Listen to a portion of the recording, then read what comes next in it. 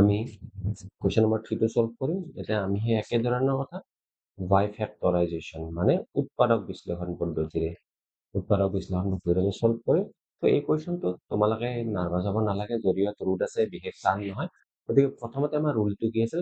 প্ৰথমতে আমি x স্কোৱাৰৰ সহগ মানে x স্কোৱাৰৰ লগত যিটো সংখ্যা আছে তাৰ লগত আমি কি কৰিম জানে? ধ্ৰুৱক সংখ্যাটো পূৰণ কৰিম। ঠিক আছে? তো ইয়াত ৰুটটো আছে প্লাস 5 ৰুটটো ইহঁত দুটা আমি পূৰণ কৰিব লাগে। ঠিক আছে? পূৰণ কৰা সময়ত চোৱা ইয়াতে ৰুটটো ইনটু ৰুটটো আছে 5 টো আছে নাই? ৰুটটো আৰু ৰুটটো পূৰণ কৰিলে কিমান হ'ব? 2 হ'ব। আৰু ইয়াতে কিমান আছে? 2 5 গুণ 10। তো আমি আনসাৰ কিমান পালো? দুটাৰ পূৰণ ফলটো আমি পালো 10 পালো। ঠিক আছে? ফাৰ্স্ট স্টেপ আমি জানো। ফাৰ্স্ট স্টেপত আমি কি কৰো? এইটো আমি কৰো। সেকেন্ড স্টেপত আমি কি কৰিম জানানে? এই যিটো আমি নাম্বাৰ পালা তাক ব্ৰেক কৰিব লাগে। যিকোনো দুটা নাম্বাৰত ব্ৰেক কৰিব লাগে। মানে দুটা সংখ্যাৰ পূৰণফল হিচাপে প্ৰকাশ কৰিব লাগে। তো আমি ইয়াক দুই ধৰণে কৰিব পাৰো, 2 পূৰণ 5 আৰু 1 পূৰণ 10। এতিয়া এই নম্বৰ দুটাক যোগ বা বিয়োগ কৰিলে কি পাব লাগে? আমি এই মাজৰ নাম্বাৰটো পাব লাগে। এতিয়া ইহঁত দুটাৰ বিয়োগ চিন নাই, গতিকে সংখ্যাটো যোগ সংখ্যা, গতিকে নিশ্চয় ইহঁত দুটাক আমি যোগ বা বিয়োগ কৰিলে আমি 7 পাব লাগে। যেহেতু অকল 10 আছে, তো ইহঁত দুটাক আমি যোগ কৰি আমি কি পাম? মাজৰটো পাব লাগে। ঠিক আছে? ইয়াত চোৱাচোন, ইয়াতে কি আছে? 2 আৰু 5 আছে। তো 2 এ 5 কিমান হ'ব?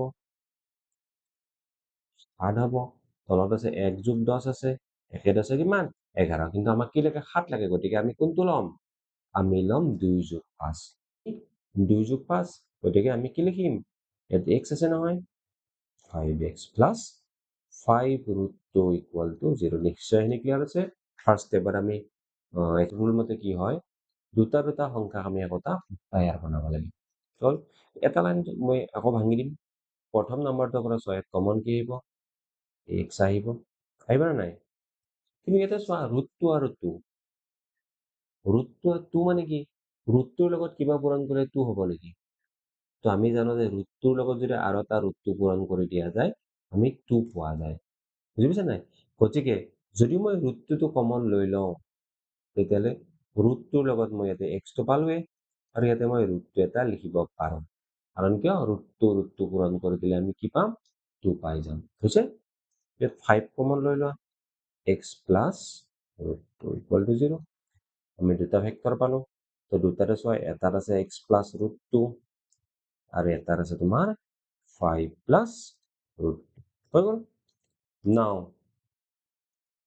x plus root 2 equal to 0 বা অকমান মিষ্টেক হৈছে, sorry, this is not 5 plus root 2। ইয়াতে হ'ব লাগে তোমাৰ root 2x, তো এইফালে কৰি দিয়া minus root 2, এইফালে চোৱা root 2x equal to minus 5, x ৰ ভ্যালু কিমান হ'ব? root 2 টো পূৰণ আছে, তলত আহিলে হৰণ হ'ব, minus 5। এইটো আনসাৰ। এতিয়া চোৱা, এইটো আমাৰ হ'ব নোৱাৰে, root 2 কাল্পনিক root। ঠিক আছে? তো নিশ্চয় ক্লিয়াৰ হৈছে।